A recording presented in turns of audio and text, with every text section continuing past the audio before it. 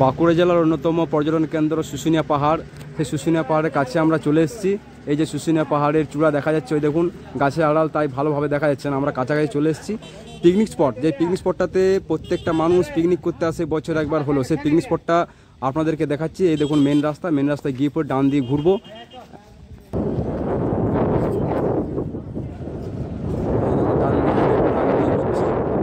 এই যে একদম পুরো পাহাড়ের কাছে আমরা চলে এসেছি। ডান দিকে এই যে বড় ফাঁকা মাঠ, এখানে বাসগুলো পার্কিং করা হয়, বাস, গাড়ি, ছোট গাড়ি সমস্ত কিছু এখানে পার্কিং করা হয়।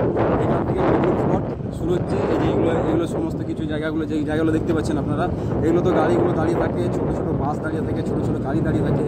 এখানে মানুষজন এসে করে রিল্যাক্সে তারা বিশ্রাম নেয়, পিকনিক করে, খাওয়া দাওয়া করে, এনজয় করে, আনন্দ করে। এই যে এগুলো পুরো দোকানে ভর্তি থাকে এইসব জায়গাগুলো। এই যে এখনও দোকানে যে বাঁশ টাঁশ সমস্ত কিছু এখন আছে, সবাই তুলে নিয়ে যায়নি এখনও বাঁশগুলো। এই যে দোকানগুলো দেখা যাচ্ছে, এই দেখুন। এই যে এই জায়গাগুলো দেখতে পাচ্ছ, এগুলোতে পিকনিক করা সব থেকে ভালো জায়গা। এখানে গাড়ি রাখা যায়, অনেকটা জায়গা আছে, বাচ্চা ছেলেমেয়েরা খেলাধুলার একটা জায়গা পায়, মানে অনেকটা স্পেস আছে এখানটায়। ফুল দেখতে পাচ্ছেন, এই দেখুন কাছে কাছে পলাশ ফুলে ভর্তি হয়ে গেছে। এই একটা ভালো জায়গা আছে পিকনিক স্পট, মানে পিকনিক করার জায়গা। এই যে এখানে একটা গাড়িগুলো রেখে পরে আপনারা এখানে রান্না বান্না করে খেতে পারেন। এখানে সামনেই টয়লেট আছে। এদিকে একটা জায়গা আছে, এই দেখুন, এটা একটা ভালো পিকনিক করার জায়গা, রান্না বান্না করে খাওয়ার জায়গা। এই একটা জায়গা আছে। এই দেখুন, এই গাছের নিচেও করতে পারেন। যদি মনে হয় যে আপনাদের রোদ লাগছে তাহলে গাছের নিচে করবো, এই গাছের নিচগুলো করতে পারেন। এই দেখুন পুরো পলাশ ফুলে ভর্তি হয়ে আছে চারিদিক, তার নিচেও করতে পারবেন। এই যে এই জায়গাগুলো দেখতে পাচ্ছেন, এগুলো প্রত্যেকটা পিকনিক করার জায়গা।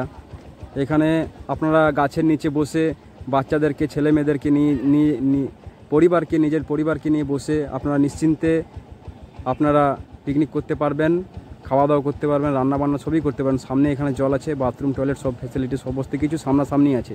এই যে দেখুন কিছু লোক, এই দেখুন রান্না করছে ওরা, কিছু লোক এই যে চেয়ার টেবিলে রান্না করছে, রান্না করে তারা খাওয়া দাওয়া করে বাড়ি ফিরছে। এই যে জায়গাগুলো খুব ভালো জায়গা, এগুলো পিকনিক করার খুব সবথেকে আরামদায়ক জায়গা। এই যে জায়গাগুলো, এই দেখুন কিছু মানুষ এই যে তাদের পার্সোনাল গাড়ি করে এসছেন, কয়েকজন বন্ধু, তারা এখানে খাওয়া দাওয়া করবে, খাওয়া দাওয়া করার পর তারা বাড়ি ফিরবে। এই যে দূরে যে জায়গাগুলো দেখতে পাচ্ছেন, ওগুলো পুরো এই সমস্ত জায়গাগুলোতে পিকনিক করার জায়গা।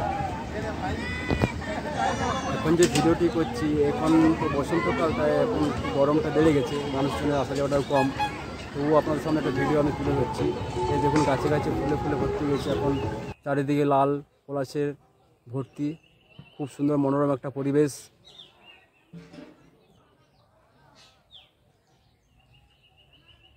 এই দেখুন জঙ্গলের নিচে, পলাশ গাছের নিচে খুব সুন্দর মনোরম একটা পরিবেশে আসন পেতে আপনারা নিশ্চিন্তে পিকনিক করতে পারবেন এই জায়গাগুলোতে।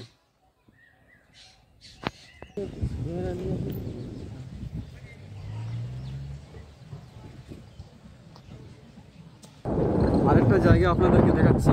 এই দেখুন ওই যে দূরে যে জায়গাটা দেখা যাচ্ছে, দেখুন এই যে মাঠটা, এই মাঠের পাশে বাঁশ লাগিয়ে অনেক এনাফ জায়গা। এই জায়গায় আপনারা খোলামেলা বসে বাচ্চাদেরকে নিয়ে, পরিবারকে নিয়ে বসতে পারবেন, রান্না বান্না করেও খেতে পারবেন। একটা সেফ জায়গা, ভালো জায়গা, পুরো জায়গাটাই সেফ। শুশুনিয়া পাহাড়ে সেরকম কোনো অশ্লীল কোনো ঘটনা ঘটেনি যেটা ভয়ের কোনো কারণ হতে পারে।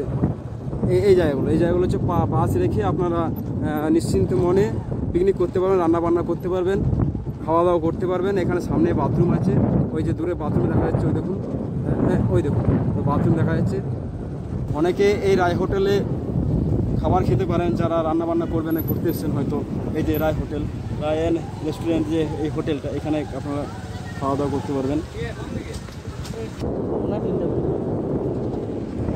এই যে শুশুনিয়া পাহাড় দেখা যাচ্ছে, দেখুন চারিদিকে সবুজে ভর্তি শুশুনিয়া পাহাড়। এই যে রাস্তাটা দেখতে পাচ্ছেন, এই রাস্তাতে আপনারা দুর্গাপুর হয়ে পড়ে আপনারা সহজেই কলকাতা ফিরতে পারবেন। এটা দুর্গাপুর যাওয়ার মেন রাস্তা।